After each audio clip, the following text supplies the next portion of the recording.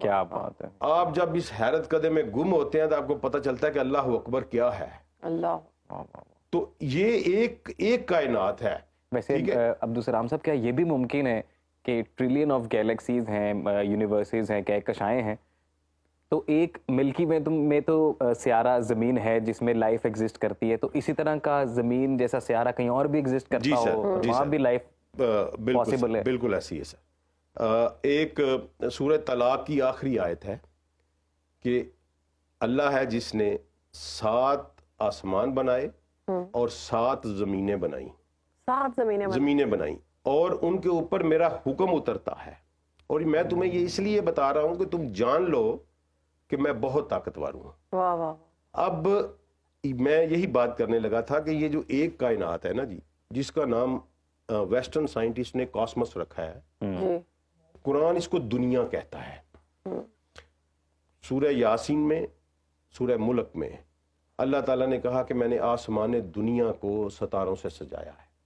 پھر یہ کہا کہ یہ دنیا کی زندگی کھیل تماشا ہے. یہ دنیا کی زندگی تو کچھ بھی نہیں سوائے نقصان کے ایک سودے کے. تو یہ ایک کائنات جو ہے نا جی، یہ دنیا ہے، یہ ایک کائنات ہے جس کا میں آپ کو بتا رہا ہوں کہ اس میں اتنے ٹریلینز گلیکسی ہیں اور یہ ایک کائنات ہے.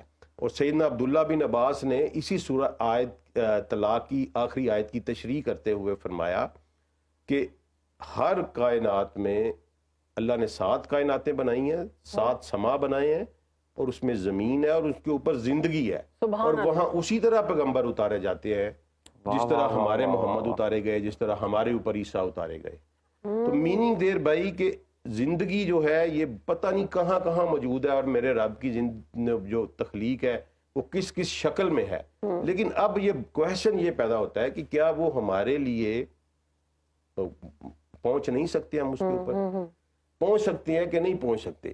اب سائنس دیکھیں، پوری دنیا میں سب سے مہنگی ریسرچ اس وقت اسپیس ٹیکنالوجیز کے اوپر ہو رہی ہے. ہاں جی، ٹھیک ہے، پتہ نہیں کتنے بلین ٹریلین ڈالرز انہوں نے یہ لگا رہے ہیں اسپیس وار چل رہی ہے پوری، ہاں، اوپر جانے کے لیے. اور آپ دیکھیں انسان کے اوپر جب بھی مصیبت آتی ہے وہ اوپر دیکھتا ہے جی، خوش ہوتا ہے تو اوپر دیکھتا ہے. کیوں؟ کہ وہ اس کے اندر ایک ان بلٹ ہے کہ میں یہاں کا نہیں ہوں. ہاں، میں یہاں ایلین، ہم کہتے ہیں ایلین ہم ہیں ادھر، ہماری منزل کوئی اور ہے، ہم کہیں اور کسی اور دنیا سے آئے ہوئے ہیں. جس کو آسمان سمجھتے ہیں وہ آسمان نہیں ہے. ٹھیک ہے نا جی، وہ ہماری منزل کہیں اور ہے، ہماری دنیا بھی کوئی زندگی کہیں باقی ہم نے کہیں اور گزارنی ہے. اس لیے ہم بار بار اوپر جانے کی کوشش کرتے ہیں، بار بار اوپر جانے کی کوشش کرتے ہیں. تو قرآن نے بڑے واضح انداز میں سورہ رحمان میں کہا کہ اے جنو انسان، اگر تم چاہو بھی تو زمین اور آسمان کی حدود سے باہر نہیں نکل سکتے، لیکن سلطان کے ساتھ نکل سکتے ہو. سلطان اللہ بسلطان یہ لفظ یوز کیا کہ سلطان کے ساتھ نکل سکتے ہو، یعنی پاسبلٹی نکلنے کی موجود ہے اگر آپ کے پاس سلطان ہو. اور سلطان کیا ہے؟ سلطان میں دیکھ بڑی خوبصورت اللہ تعالیٰ نے اپنے نبی کو ایک دعا دی کہ آپ مجھ سے مانگیں ربی ادخلنی مدخل صدقوں واخرجنی مخرج صدقوں واجعلنی من لدنک سلطانا نصیرا، کہ اے رب مجھے جہاں بھی داخل کر سچائی سے داخل کر، جہاں سے بھی نکال سچائی سے نکال، اور ایک سلطان کو میرا مددگار بنا دے. واہ واہ واہ واہ. اللہ نے اپنے نبی کو خود کہا کہ مجھ سے سلطان مانگو، اور پھر انہیں سلطان دیا گیا، اس لیے انہوں نے ماورائے کائنات کا سفر کیا. شب معراج کا جو سفر ہے. ٹھیک ہے.